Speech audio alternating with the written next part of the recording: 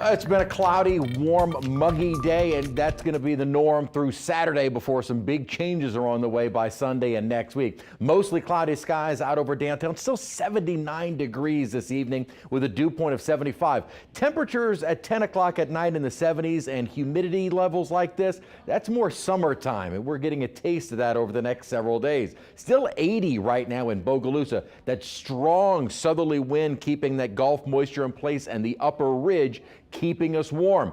Dew points in the 70s prevent us from getting very cool at all. So we will start the day tomorrow in the 70s, and the winds still ripping out of the south, sustained at around 15 to 25 miles an hour and gusting at times to about 25 to 30 miles an hour. We're going to stay breezy during the day today. Now, it doesn't look like the winds will be quite as strong, at least overall. We may still see some wind gusts at times to near 40 miles an hour. Just won't be as widespread as we saw during the day today. Still plenty breezy, and we will still have the coastal flooding concern over the next several days because that wind will be sustained through Saturday out of the south. Some very active weather. If you've been watching on social media, a number of large tornadoes have been developing across parts of the deep south and into the Ohio, Mississippi Valley. Also, heavy rainfall is likely there as well. Now, this will be an ongoing severe weather threat through the night tonight, kind of centered over Memphis. Again, Memphis kind of the center for more severe weather tomorrow,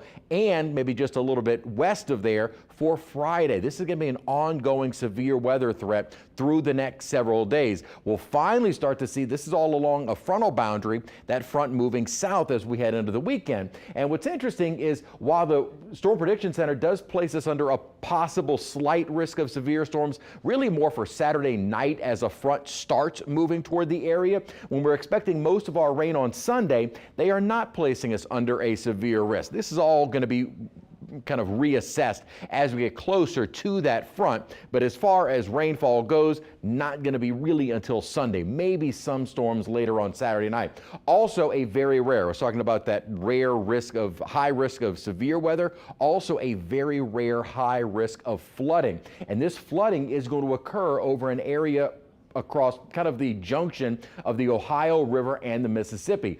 All of that water does make its way down to New Orleans, and we are likely going to see river levels here increasing as we go toward the middle of April. Take some time to get all the way down, but we'll likely see that impact our river levels here. Over the next several days, though, that severe threat ongoing along this stationary boundary, and several rounds of storms will continue across Arkansas into Tennessee and points along the Ohio Valley. Now, as we head toward late Friday, Saturday, that's when we start to see the front finally moving our way. Could see some showers late Saturday, but more so it'll be with us during the primarily morning hours, the way it looks right now on Sunday, but even lingering into Sunday night, and even the Euro indicating a little bit of overrunning rainfall even early on Monday morning. Now, the good news is once that front is through, we are completely different next week. Whereas we've been warm and humid through Saturday, we're going to have the rainfall on Sunday with falling temperatures again. Right now, looks like a low-end threat of severe. There will also be a low-end threat for some street flooding. Certainly not what folks